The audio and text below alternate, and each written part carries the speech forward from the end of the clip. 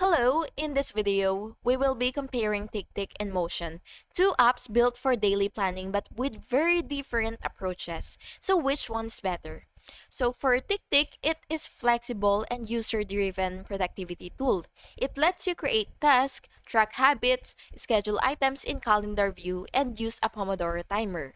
Everything is highly customizable and it works across multiple platforms including mobile and desktop. For Motion, on the other hand, it uses AI to automate your day. You will just simply input your task and Motion arranges them into your schedule based on availability and deadlines. It reschedules tasks automatically when meetings or priorities change, making it ideal for people who don't want to manually plan each detail.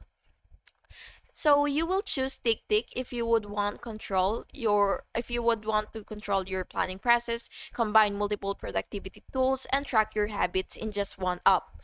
But if you prefer a hands-off solution that builds your schedule for you, then Motion is definitely a better option.